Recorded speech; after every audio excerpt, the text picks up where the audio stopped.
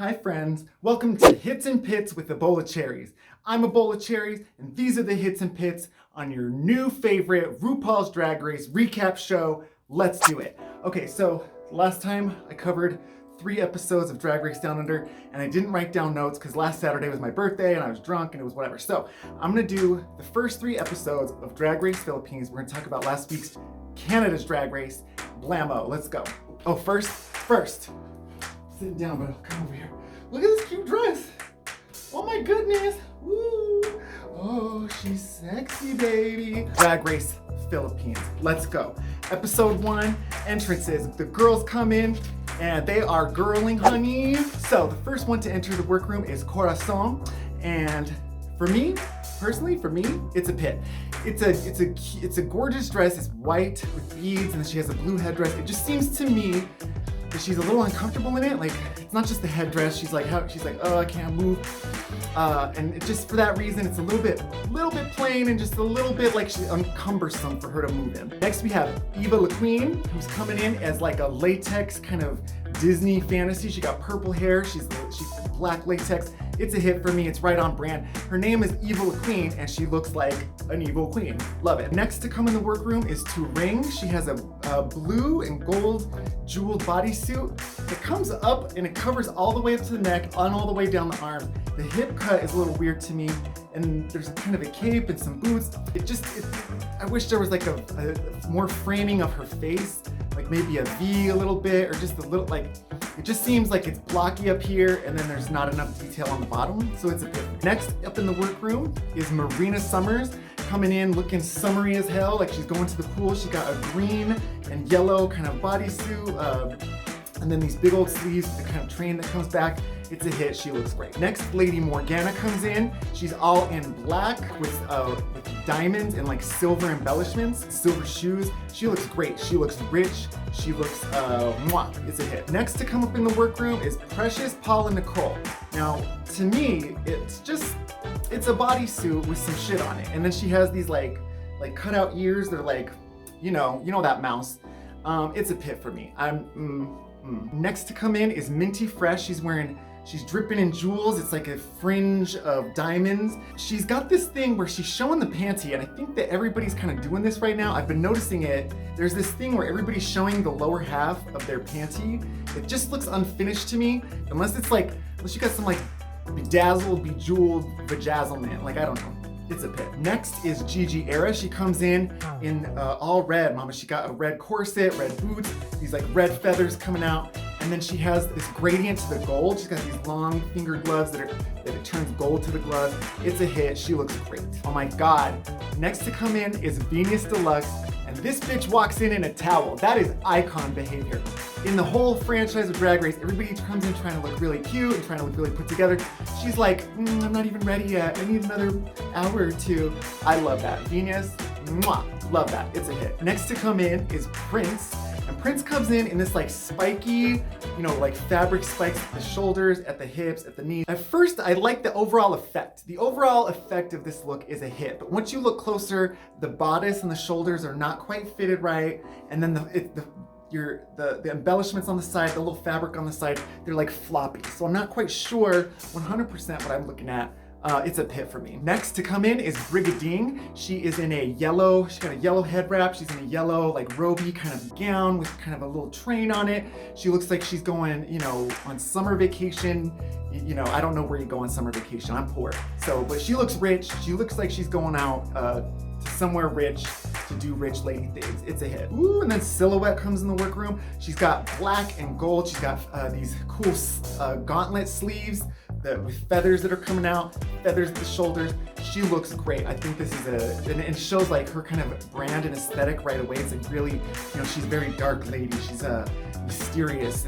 It's a hit. So then they have a photo shoot with one of the panelists, BJ Pasquale. Then they do this thing for the mini challenge where it's like an intro where they go Dragna, and then they be like drag superheroes. And I'm just thinking, if this is your first day, you gotta sit here and have everybody do their little intro video. Then you gotta go change. Then you gotta do this thing where you're flying up in the air and you're hoisted up on wires. And that to me seems like a very long day. I just kind of was like, all right, can't we just like spray some paint on them or throw them in a water tank or something? Anyway, it was fun. I wasn't sure what I was watching at first. But you know, every franchise has to kind of do their own thing, have their own shows and their own moment. It's whatever. Coming right in, we have drama between Marina and Silhouette. Marina seems to have kind of drifted away during the pandemic, and Silhouette is salty about it. It seems like we got some good old dramaticals right on the first episode. Love that. Ooh, and then I have to say, Silhouette's boy confessional look, that like black shirt going on, I want that. That is so cute. It's so cute. Anyway, it's a hit. We get into the runway. Paolo looks great. She's wearing this like gold headdress and a blue and white gown with this big bunching around the sides that kind of comes down to a, you know, like an arm shawl, but it's like a big cape and swaggy, drapey. She looks great. Her runway is awesome. The panelists are all looking great. Jiggly looks so cute. Jiggly just looking snatched as hell. They start right off with the talent show, and I don't know if there's like a Filipino word or whatever, the TITE is this talent something, but it's in English I'd be like tight, but I don't know if it's tight or if it's tite. If you know, tell me in the comments. What is that acronym supposed to be? Because I'll just be like, yo, it's tight. Ooh, it's tight. Womp womp.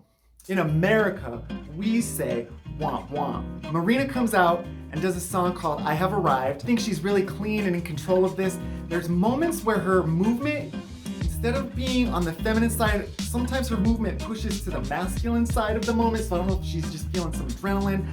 I don't know what. It's a hit for me. She did a good job. Then Brigadine comes out and does several magic tricks in a row. She does a dove and she's pulling stuff out of a hat. And she makes some sparkles appear. They only have a minute. Each one of these segments is really short. So for her to just kind of trick, it's a hit. She did a good job. Oh shit, I'm sitting here looking at my notes and I don't even, whew. I just sat here, spent hours getting makeup, and now I'm like, oh. Turing comes out and does her talent show, and I have to say, this is, I'm like, already, I like, can't even talk about it. It's like so moving to me. Turing comes out, and she has a mask on, you know, just a mask on the side, and she comes out and does like a modern dance, interpretive dance, that she says is, oh my God. That she says is to honor all of the people, all of our family and friends that we've lost to COVID. And I just have to say, this is like a hit out of the ballpark. You know what I mean? This is like a hit out of this world. I feel like this is so moving, and it's such a beautiful tribute, because I feel like we haven't, even as a country, as a collective, as a world, taken time to honor or even have a moment of silence for people that we've lost to COVID. Over 1 million people in the US. And I just, when she came out and she had a mask on, she started dancing.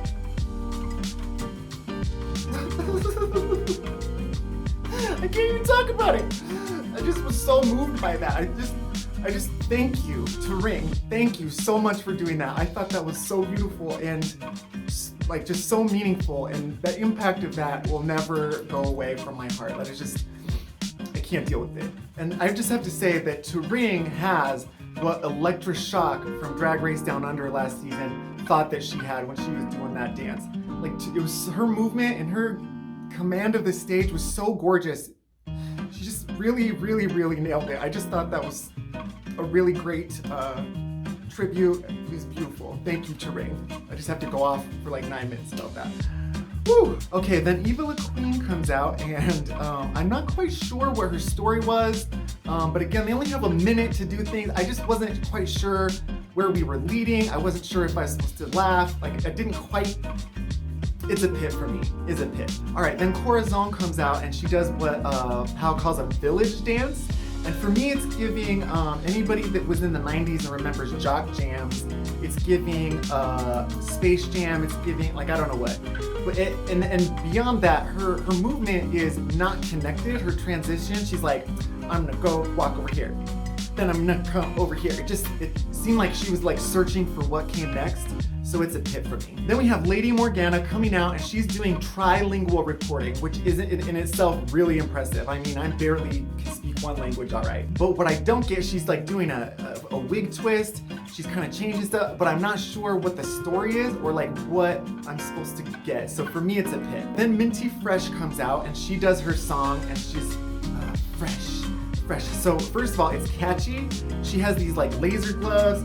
She's looking really fashiony and just looking like she's having a good time. It's fluid, it's easy, she's having a good time.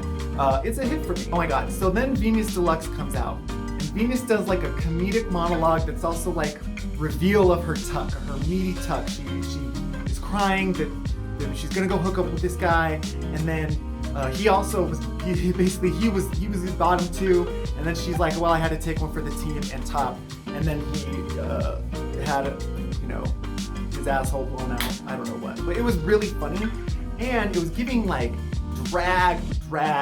Some of these other girls are getting really sincere. Some of these girls are trying to be like pop divas. Some of these girls are trying to like be really earnest about what this is.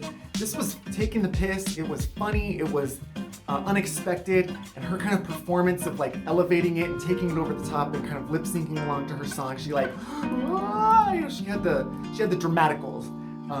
So for me, that's a hit. I thought she did great. I love that. All right, then Prince comes out and does a burlesque dance, and she's got the fans. She looks great, but to me, we're a little bit light on the choreo. We're a little bit light on the reveal. So she does this thing with the ribbons coming out and then she's eating it. I don't get that. It's a hit for me. Then Silhouette comes out and she's doing something. She's doing like invisible ink. She's drawn on this board. She's kind of telling a story, but it's in this like flowery kind of metaphorical language. I didn't really get what I was watching, or I didn't really get it. It's a hit. Gigi Era comes out and she says, and how it introduces her, she's doing a risque dance. It seemed like she was really in command of it. She seemed like she was really in charge of what was going on. It was a catchy song.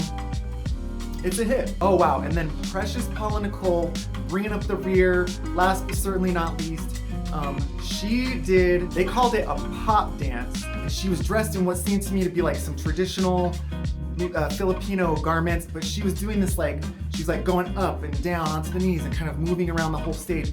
And as they're talking about it, they're saying that she's doing both the girl parts and the boy parts, but that she's doing everything really fluid. To me, her transitions are so smooth that I'm like, that is how you can tell that you're really looking at a seasoned performer, because they're not just doing move and then they move over here in another move and then they move over here in another move. It was like just fluid throughout. She was like so in control of the performance. It was just really, really beautiful to watch.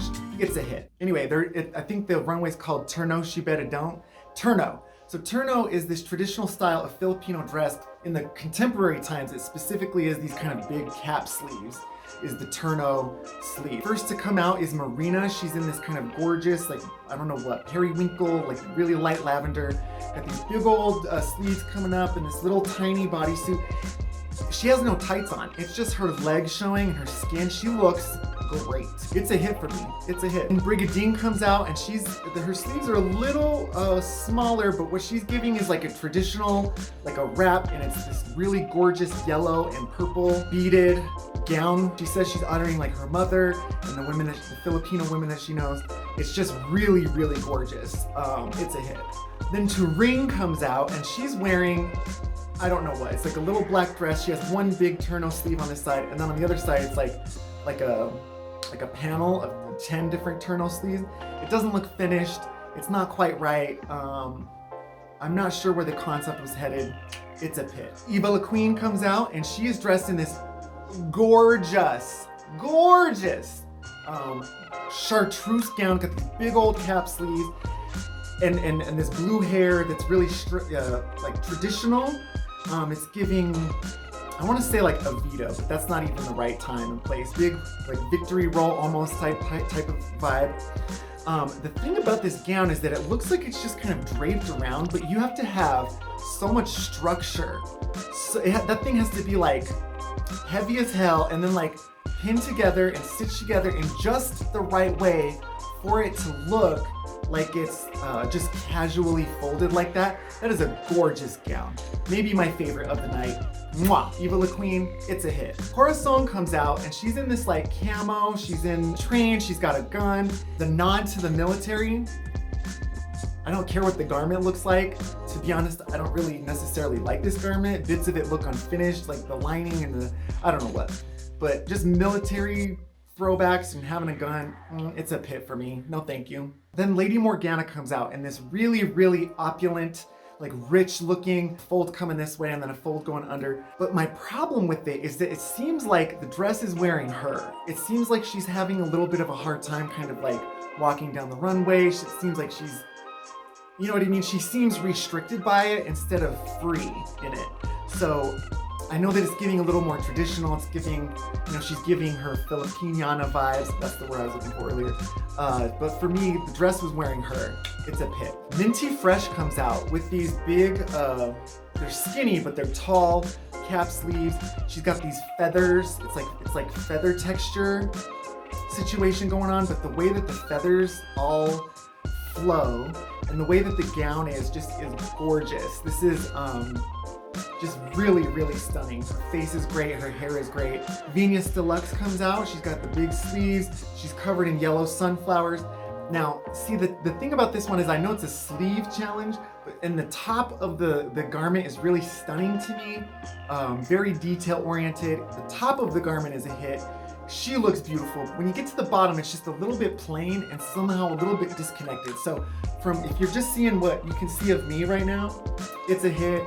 From the waist down, it's a hit. Prince comes out as a blue alien. She's kind of like, got a blazer, she got a skirt, her tights are a little scrunchy, and as Hal said, ooh, those shoes! It's a pit for me. I'm not into it. Silhouette comes out with a long kind of red gown, seems very traditional, and then she has a fan that has a message on it, and then when she turns around, her gown shows the faces of the paper dolls, who are the first cross-dressing troupe in the Philippines that kind of led the way for everybody to be able to do what they're doing now. I thought she looked great. It's a hit. Gigi Era comes out next in a really simple gown. It's like dark blue, but it's got these stars gradient on it. It's really effective. It looks like she's just floating in this like star field. She looks radiant. She looks great. Good job, Gigi Era. It's a hit. Precious Paula Nicole comes out, giving to me what seems to be a mix of traditional with like modern styling. She's got a gown kind of stitched at the waist, and then these underskirts. She's kind of got what like seems like tribal tattoos, and maybe this big vase that's on the hat. She said it's an homage to the Cordelianas. It's a hit. She looks great. Minty Fresh wins the thing, and it ends up being Prince versus Lady Morgana in the lip sync. They're doing the song Tala by Sarah Geronimo. Prince ends up going home, is the pork chop of the season. Good job, Prince. We love you. Everybody's gonna see you on tour. Let's get her to be a worldwide star. Ow. That's episode 1. All right, episode 2. Drag Race Philippines. What I wrote down first is that they're so cute with each other, they are so attentive, and they're actually listening to each other, and they're having a communal experience with each other in a way that as Americans we could never even fathom or let alone attempt. You know what I mean? A group of Americans could all be sitting in the same room and all be having their own individual experiences. These girls are all hanging out with each other and having a good time. It's really cute. I like it. Okay, then there's this moment where Minty Fresh and Silhouette are sitting there in the mirror talking, and I hear somebody in the background go, "Oh my God!" So Raja O'Hara, there's the shout out to you, making it all the way around the world to Drag Race Philippines. Then they announced that Rajo Laurel is going to be the guest judge, who is a designer in the Philippines, and the girls are all gagged. It's not like American Drag Race where they announce somebody's gonna be on and they go, "Oh, yay." As they're all getting ready, they share their coming out stories, and Gigi Era has a really tender moment talking about her background and her coming out and how, you know, drag really has helped her. It was a really touching moment. Thanks for sharing your story, Gigi. All right, then we're getting to the runway. First of all, Pal comes out in this gorgeous, gorgeous butterfly look with these structured sleeves and then these like flowy kind of arm sleeves. She looks gorgeous. And then I went and looked up the designer. His name is Aaron Montoya, who is a designer in the Philippines that also did Ebola Queen's chartreuse dress from episode 1. So cute. So the runway for this one is Sagalamazan, which is the Sagalas are the maidens who get dressed up and walk in the flower festival and the pageants, I guess. I don't know if it's a pageant, but they're the maidens that get dressed up in the flowers for the flower festival, the Flores de Mayo, in the spring, and then a portmanteau with Glamazon, so it's Sagalamazan runway. So it's it's flower petal maidens but make it fashion. This is the runway where they had to build a look out of unconventional materials. They had to build a look out of flowers. Starting off with Minty Fresh. Minty Fresh comes out and they say that she's really fashion forward, but to me it looks really patchy. Like it seems like a flower basket, right? It seems she's got a basket here, she has a basket on the hip, she has like flowers here, just flowers coming out different places. To me, the thing about this look is that it's bits and pieces of stuff that doesn't come together for me. She's got like a silver necklace, she got black gloves, she has this like really light lavender hair, and then like the boots are this colors that don't match the flowers and they don't match the other stuff that's going on. So to me, it's just too many pieces and parts that don't all come together to make one cohesive statement. So for me, Minty Fresh, it's a pit. But I do want to say that this is the only time I've ever liked somebody wearing any type of hair that's like a mullet. Because she's got it like kind of twisted up into almost like an up, like a horns or a up Farrah away from the face, and it's coming down. Her face looks great, but the look overall for me is a pit. Next up, Brigadine comes out in like a corset with some stuff on it. To me, it's a pit. It's not, the flowers aren't arranged quite in a way that looks flattering, and especially around the hips. The hips and the extra flowers around there kind of make it seem like it's like diapery. So it's not quite there for me. It's a pit. Ooh, then Turing comes out next. She's got like some fabric around her waist with some straps hanging down. She's got like, it looks like loofah.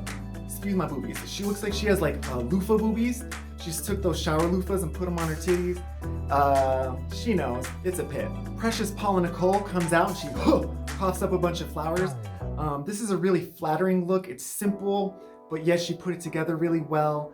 The flowers go down into her tights. It's flattering. She made it work. It's a hit. Gigi Era comes out in probably, if it had been finished, probably would have been one of my favorite looks. She's got these rose petal like bra and bikini, but the bottom of it is unfinished. So she's got this train coming out, but then it's like just a nude panty or like a no panty type thing going on. So for what is finished of it, it's a hit. But what is not finished, I'm like, she ain't done yet. You know what I mean? So anyway, good job, Gigi. I love that red hair that she's wearing. But you could tell when she came out, like she can see it in her face that she's like, she's a little gooped. Next, Marina Summers comes out in what like a very on-brand type of thing for her. She's got the big turno sleeves. It's like almost like a butterfly situation with the sleeves, and then it's like a midriff, and then it comes out. It's almost like her entrance look a little bit. She looks like she's going to the pool. She looks rich. It's a hit. Woo! Corazon. She comes out. She's using wire to make like a structured thing, but I think she was overthinking it too much because she got lots of color and lots of stuff that could represent flowers, but very little flowers except on the back of where her like hip structure would be. The thing about it is that maybe you could have got away with it. It just is impeding her walk. The back of it is hitting her feet. It's chunky. She can't really walk around. It's a pit. All right, then Silhouette comes out next. She's taken some straps and like wrapped it around the bodice. And then she's got a black skirt with some red roses. My look today actually was a little bit inspired by Silhouette. You know, a little bit a dark lady today, a little Silhouette. For me, this look that she came up with is a hit. You can tell that she's like a vamp queen. She's like very gorge. To me, the only thing about it is the heel is a little chunky for me. I would have liked something more. It's so like wispy and like strappy and barely there, but then the chunky heel like she's like, So if it's just a more slender heel, I don't know what I'm looking for, but overall, she looks great. It's a hit. Also, Eva La Queen comes out. She looks great. For being Evil Queen, she is like really pastel and gorgeous and just very welcoming. The mug is right. The outfit is in the spirit of the challenge. She looks like, you know, a maiden that would be in a flower festival. She looks great. The only thing is that she's got such big jewelry around the neck that she's got these big ass earrings that are like clonking along. If it was just maybe different lower necklace or like earrings that weren't knocking into that so much. But anyways, it's a hit. I love it. All right, next Lady Morgana comes out. To me, her outfit isn't quite connected. She's got all this red going on, red wig, red eyes. And she's got these light green lips that just really get washed out. And then like the red and the bodice doesn't quite match up to the rest of what's going on in the outfit. It's really pastel-y in the bottom. It's a pit for me. It just doesn't come together. It's like you can see like edges that are unfinished around the arm. It's a pit for me. Ooh, and then Venus Deluxe coming out looking like a flower showgirl. You know what I mean? She really, I think, has the best outfit of the challenge. It's proportionized to her body. It makes her look like she's hippie and booby, and like she's got these little leaves coming out in just the right places. Her like the train, the bustle is coming out in just the right way. Her mug is gorgeous. She has one of those like really big, like her smile is just so big. It's like 80% of her face. She gives me like Olivia Lux or Miss Fierce Delicious or something. She just has that really pretty big smile. Venus ends up winning the challenge. It ends up being Corazon versus Turing in the lip sync. And I just have to say, Turing eats this lip sync. She is so, you can tell that she is that bitch. She is in command. She has dynamics. She's in control of the stage. She's gonna make you watch her. She really grabs you by the shirt and then like doesn't let you go. She makes you watch her. And I just think that her specificity, her dynamics, her presence, gorgeous. I thought that she does a great lip sync. Here we are, Drag Race Philippines, episode 3. They're sitting around talking and they just did the branding challenge. And after being safe for a couple of times, Lady Morgana says that Brigadine should only have a drink as soon as she's found her brand. And all the girls start screaming. They're like, ah! And I have to tell you that I was screaming along with that. Like, that was so funny to me, Lady Morgana. Hilarious. So the mini challenge is that each of the queens have to rank each other, and then from that ranking, the highest and the lowest end up being the team captains. So the highest is Precious, Paula, Nicole.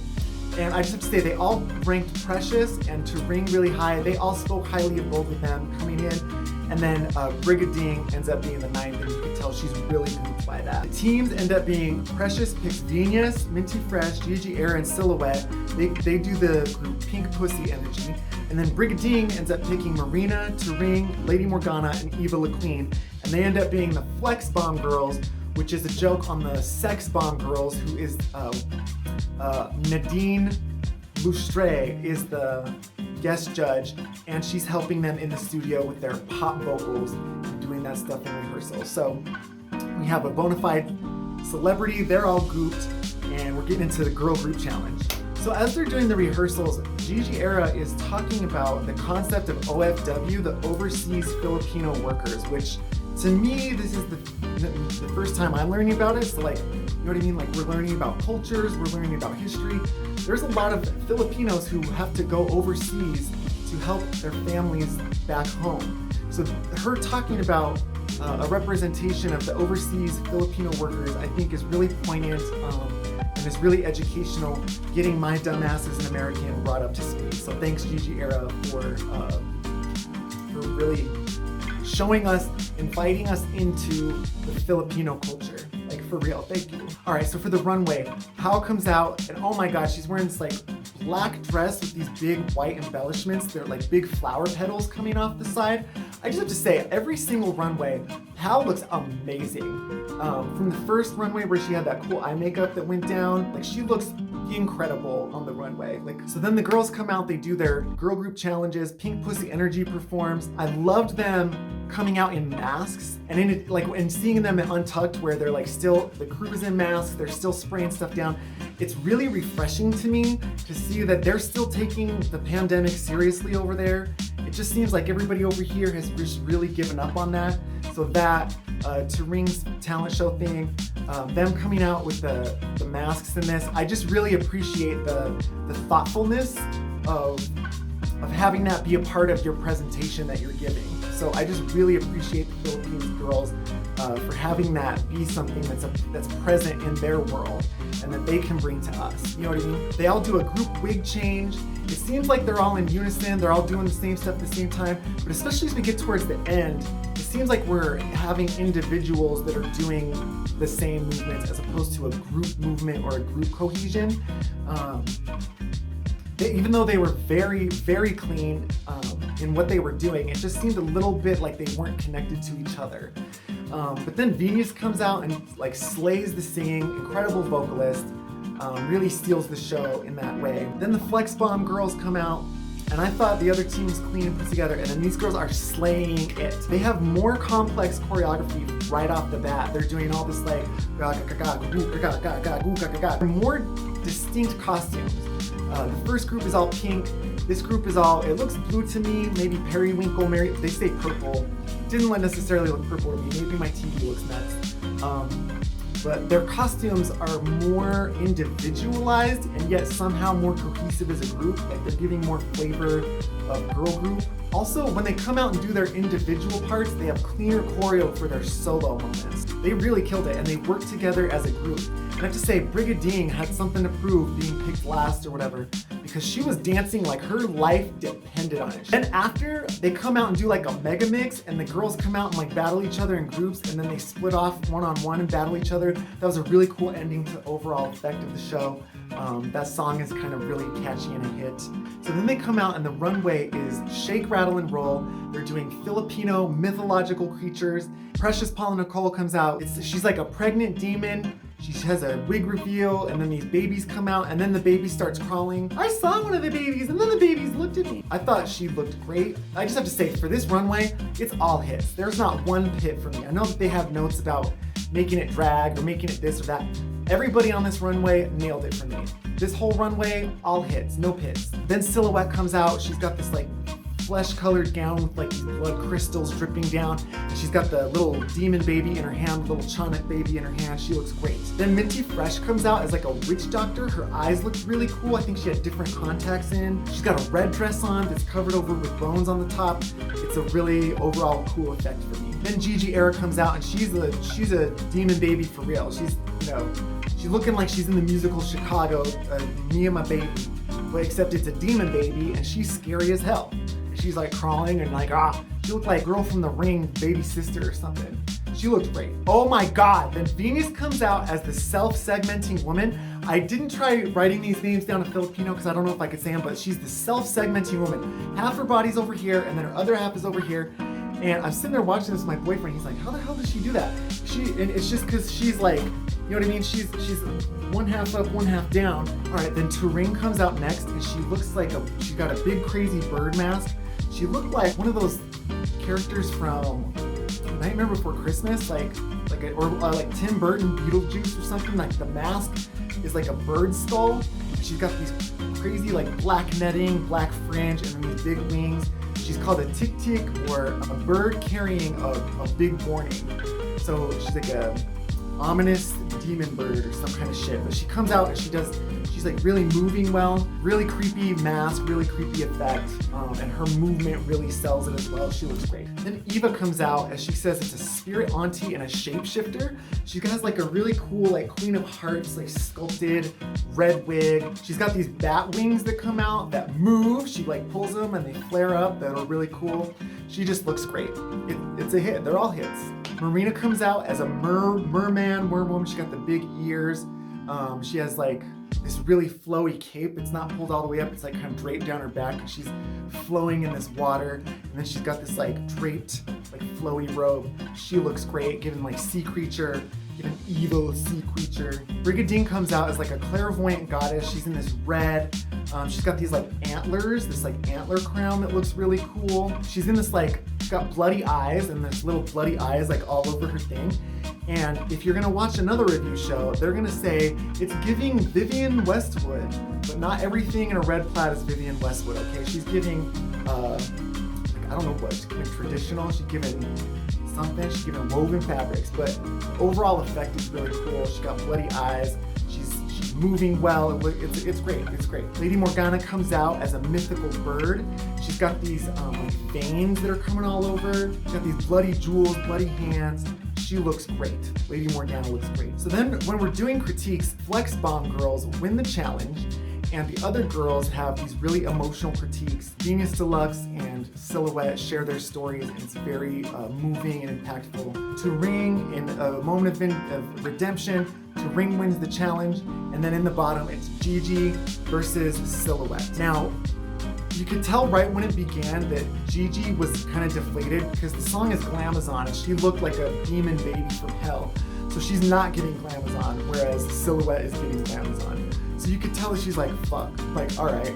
But what she does is she gives a high energy, she gives a camp performance. She's trying to play against type.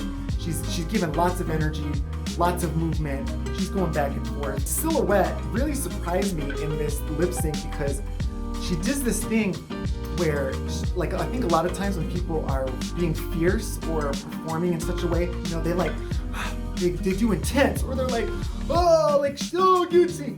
But she does this thing where she's got like a secret in her eye. She keeps a secret at the edge of her lips. So she's like lifting everything she does. It has this like essence of ooh. So it's really inviting to watch. It really surprised me because I thought, she's getting very serious the rest of the time, but she really had that like captivating quality, that like come hither. You know what I mean? She kept it up. It wasn't ooh. You know what I mean? It wasn't this other energy. She really like had this come hither type of energy. So she sends Gigi home, and that's episode 3. Blammo.